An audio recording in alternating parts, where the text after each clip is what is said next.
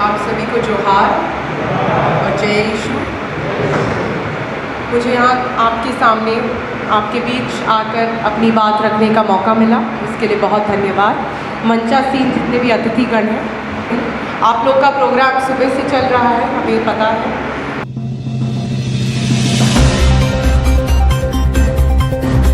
तो आपको तो बताने की ज़रूरत नहीं है कि देश में क्या स्थिति चल रही है, पर अगर हम बहुत ही संक्षेप में बोले और छोटा ही में बोले तो देखिए हो क्या रहा है कि कहीं ना कहीं जो एक साइकोलॉजिकल डोमिनेंस बीजेपी की सरकार करने की कोशिश कर रही है, वो सिर्फ आपका वोट नहीं मांगती, वो चाहती है कि वो इन मुद्दों में घुसे कि आप क्या धर्म का फॉलो करते हैं, आप क्या खाना खाते हैं, आप क्या कपड़ा पहनते हैं, आप किससे बात करते हैं, किससे दोस्ती रखते हैं, क्या भाषा बोलते हैं। ये सही नहीं है। देखिए वोट मांगने तो हम भी आए हैं, वोट मांगने तो वो लोग भी आते होंगे, पर सरकार का काम होता है वोट मांगना, ना कि किसी की निजी ज़िंदगी में घुस जाना। और ये जो कोशिश है, ये कोशिश ना कि सिर्फ लोकतंत्र के लिए बहुत डरावनी है, पर एक एक इंसान की ज़िंदगी के लिए भी डरावनी है। तो हमें लोकतंत्र की तो रक्षा करने की ज़रूरत है ही, पर ये भी समझने की ज़रूरत है कि इससे संविधान खतरे में हो रहा है। संविधान अगर खतरे में हो गया तो हम अगर चाहें भी तो हम कुछ नहीं कर पाएंगे। तो ये चुनाव एक मामूली चुनाव नहीं है।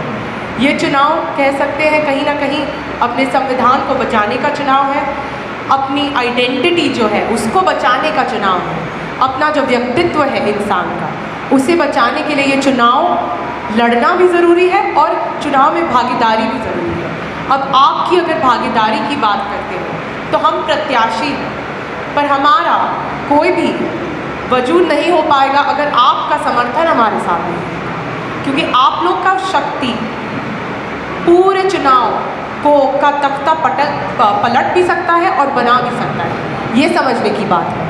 आपका एक मतदान प्रधानमंत्री को भी बना सकता है और प्रधानमंत्री को बनने से रोक भी सकता है। इसलिए सबसे ज़रूरी होगा कि 25 तारीख को क्योंकि आप लोग सब नेता भी हैं, इसलिए मैं सिर्फ ये नहीं करूँगी कि आप लोग सिर्फ निकलिए और वोट करिए। मैं ये कहूँगी कि आप लोग अपने साथियों को, अपने जितने भी सहभागियों को एक साथ मिलकर निकालें और वोट करें, क्योंकि वोट करना हमारे लिए बहुत ज़रूरी है। कहीं ना कहीं अगर हम बात करते हैं तो पिछले चुनाव में हमारा वोटिंग कम रहा था। अगर हम एकजुट होकर मिलकर वोट नहीं करेंगे तो हमारी वो शक्ति भी बिखर जाती है। और ये बात दिखने में भी आ रहा है कि अगर हमारी शक्ति बिखर गई तो हमारी शक्ति होकर भी सबसे पहले उसका एक सही दिशा में फ़ायदा हमें भी नहीं मिल पाता और सही दिशा में शक्ति का इस्तेमाल भी नहीं हो पाता। तो सबसे पहले हो गया कि हम वोट ज़रूर जाकर करें 25 मई को। दूसरी बात आती है कि मैं अगर अपने बारे में आपको थोड़ा बताऊं तो मैं एक वकील हूँ, मैं महिलाओं के लिए काम करती हूँ, मैं विमेन राइट्स और ह्यूमन राइट्स की पढ़ाई की है मैंने इटली ट्यूरिन में, वहाँ से मैंने मास्टर्स किया है लॉ में अपनी LLB के बाद। और मेरा विजन था कि मुझे समाज सेवा करना है, मुझे लोगों के लिए काम करना है। तो जो बच्चे और जो महिलाएं जिन पर कोई भी तरीके की यौन शोषण होता है, जो महिलाओं को घर से निकाल दिया जाता है, उनका जो राइट्स है और उनके जो हक है उनके लिए मैं लड़ाई करती हूँ। तो जो बच्चे, जैसे कि पॉक्सो एक एक्ट है, अगर आपको पता होगा तो पॉक्सो में मैं एक इंडिपेंडेंट अधिवक्ता के तौर पे, इंडिपेंडेंट एडवोकेट उसके तौर पे उनके लिए काम करती हूँ। अगर मुझे ये प्लेटफॉर्म मिला जो एक संसदीय प्लेटफॉर्म होगा, मैं जानती हूँ कि मैं ज़्यादा काम कर सकती हूँ, ज़्यादा लोगों की आवाज़ों को बुलंद कर सकती हूँ। आपकी परेशानियों का समाधान ढूंढने में मेरा जो रोल हो सकता है उसमें मैं पूरी तरह से निभाने की कोशिश करूँगी। अगर मैं बोलूँ तो देखिए संविधान को बचाना तो सिर्फ ज़रूरी है ही हमारे लिए, क्योंकि कहीं ना कहीं हमें अपना व्यक्तित्व जीवन भी संविधान से ही मिलता है। और ऐसे भी लोगों को कहीं ना कहीं राजनीति में आने की ज़रूरत है जो शिक्षित हैं, जो समझते हैं, जो संविधान को जानते हैं, जो लोकतंत्र को जानते हैं, क्योंकि कहीं ना कहीं लोकतंत्र को भी आप कह सकते हैं लोकतंत्र का गला घोटने की कोशिश हो रही है। तो आपको अब ज़्यादा तो कुछ नहीं कहूँगी, आप सब जानते हैं कि क्या परिस्थितियाँ हैं।